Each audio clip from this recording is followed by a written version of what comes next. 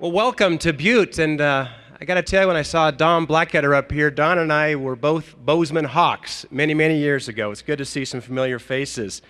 But I got to tell you, I am very grateful for Senator Max Baucus and the years of hard work that he's put in to pull off these summits. These do not happen by accident, but with great effort.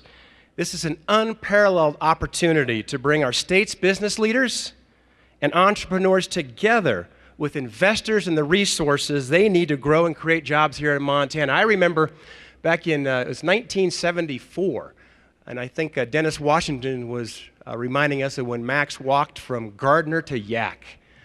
And my dad was down at City Hall in Bozeman. My dad is a building contractor, and he's down pulling a building permit.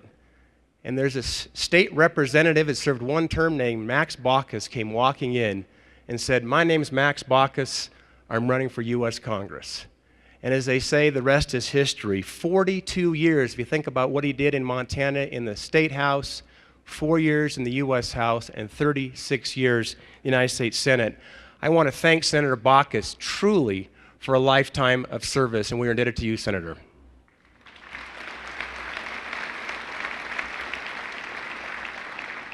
It's exciting to see so many leaders here in businesses and innovators, from new leaders in technology like Google and Facebook to some long-standing companies like FedEx and Boeing. My background prior to getting into politics was not one in politics. In fact, I was in the private sector. I went to kindergarten through college in Bozeman. I got a chemical engineering degree. My wife, Cindy, and I have been married for 28 years. We have 4 children. But I have the honor of serving the people of Montana as their lone congressman and was elected just last fall.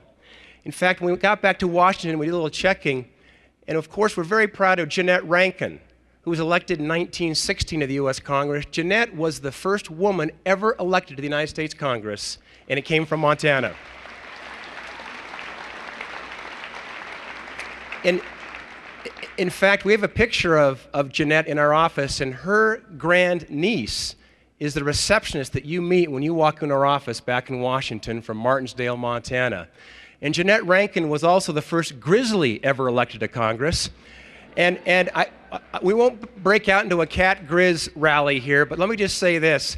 We got back there, they said that Jeanette was not only the first woman, but the first Grizzly. And I asked my staff, well, who was the first Bobcat ever elected to Congress? And I guess for the sake of Dr. Cruzado, who's here this morning, I will tell you I'm the first MSU Bobcat ever elected to the U.S. Congress. But prior to serving in Congress, I spent 28 years in the private sector growing businesses. About half that time, I worked for Procter & Gamble after getting out of MSU, and the other half for a startup software company called Right Now. It's located in my hometown of Bozeman. We took that company public in 2004 and were acquired by Oracle about 18 months ago. In fact, the CEO and founder of that company, Greg Gianforte, will be sharing with you tomorrow. That operation in Bozeman continues to be the largest commercial employer and one of the larger employers in the state. And I tell you one thing I learned from that experience of helping build that company: there is no better place to live and no better place to work than right here in Montana. That's why, since being elected as your congressman, my wife and children stay in Bozeman. I fly back and forth between D.C. and Montana.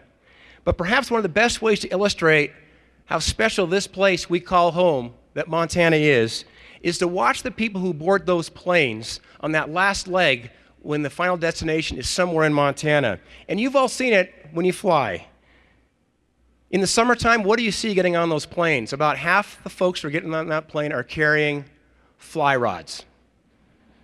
In the fall, we're just trying to turn the corner, and for those of you who like to chase elk, we're about the peak of the rut coming soon. But many of the folks you see getting on the planes have camo hats, perhaps a camo jacket on. They're coming here to enjoy our wildlife. In the winter and early spring, what do you see? Ski boots and ski helmets. You don't see that on other flights that go other places in this country. You don't have opportunities like we have here in Montana anywhere else in the country. This is what makes Montana not only a special place to live, but a very special place to work. One of the best parts of my job is getting a chance to travel around the state and meet business owners.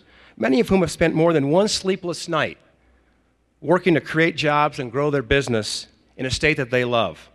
It's inspiring to see firsthand the innovation of Montana's businesses and their leaders. It's even more encouraging to see their unwavering commitment to growing the economy and creating jobs right here at home. But here's what's exciting. Thanks to technology, it is removing geography as being a constraint to build global businesses anywhere in the world, including right here in Montana.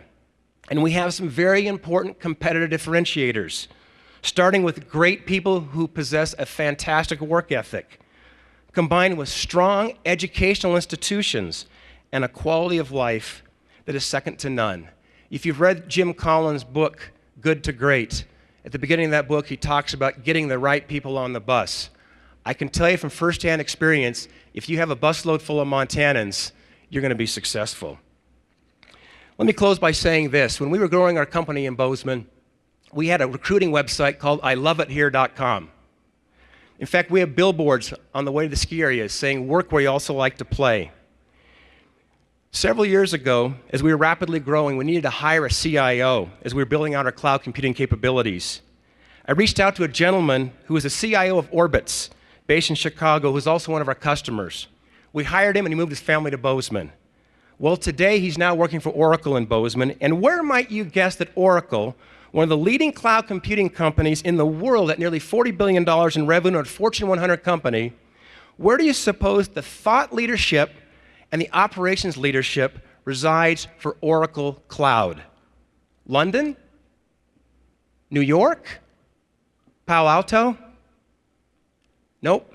Bozeman, Montana. The CIO I mentioned to you is now the Senior VP of Oracle Cloud, and he and his family live right there in Bozeman, and they continue to hire and grow there as we speak. So thank you to all the presenters, thank you to the sponsors, the volunteers, the organizers who've made this summit possible. Let's hope this is not the last. We'll make sure it's not. I look forward to joining all of you as we work together to ensure that Montana remains a great place to do business for years to come, and so we can keep our kids and our grandkids here in Montana. Thank you very much.